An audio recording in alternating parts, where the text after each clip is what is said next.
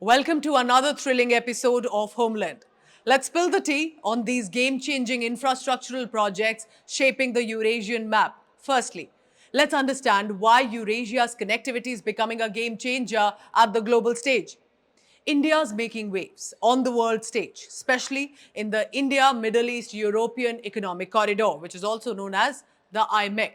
This is not just an economic corridor, but a diplomatic corridor too. And here's why I see that. Corridor has the support of United States of America, where Washington acts as an alternative partner and investor for developing countries at the G20 grouping. Not only that, IMEC will connect India to the Arab world by ports and will connect to Europe via railways. This will cut shipping time, cost, fuel use. Just picture this for a second. Highways, railways, ports, ship rail transit, linking India to Europe, cutting shipping time, cost, and much more. And this is going to be a reality in the next few years. G20 summit initiated a new brand India. The country is gearing up to cash on it and not wasting any time getting straight to work.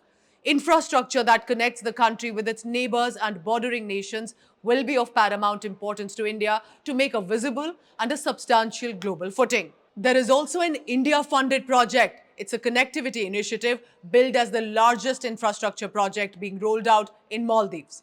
A bridge and a causeway stretching 6.74 kilometers connecting Malé to the adjacent islands.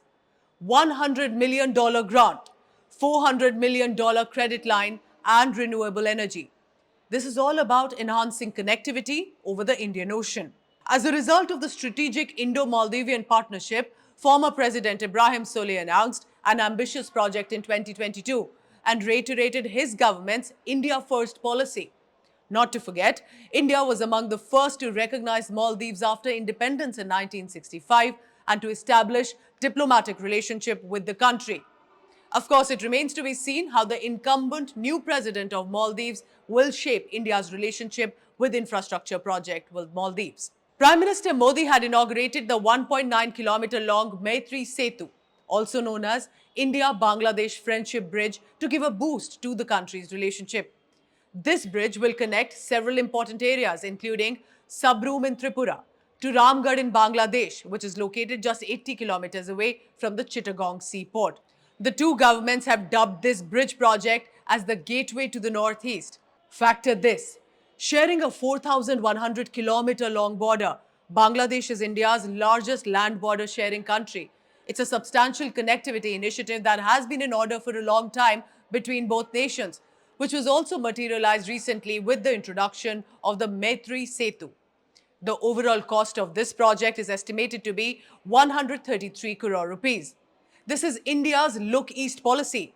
India is also Bangladesh's biggest trade partner in South Asia. The annual bilateral trade between the two are also about $9.4 billion.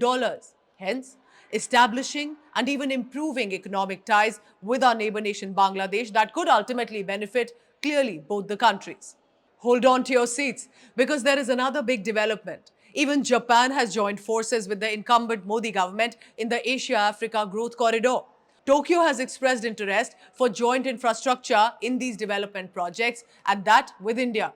Looks like all of this is in discussion presently. The Asia-Africa Growth Corridor is commonly called the AAGC. It was announced in 2017, and when it actualizes, it will be a diplomatic rendezvous. India and Tanzania are also setting sail on a 5-year roadmap, signing agreements left and right like it's a friendship bracelet exchange. Africa is invaluable for India both economically and geopolitically. As India hosted G20, remember it was announced to make African Union as a permanent member of BRICS. Tanzania is a strategic partner, and with this, India can hope to realize the AAGC project and become a trading hub with Africa. Tanzania has an important place in India's vision of Sagar, which is security and growth for all in the region. So as I tell you about all these projects, in a nutshell, these projects are not just reshaping map, they are rewriting the script of global connectivity. We've all heard of ancient routes. These are going to be the modern routes of a modern world. Stay tuned for the next episode of Homeland.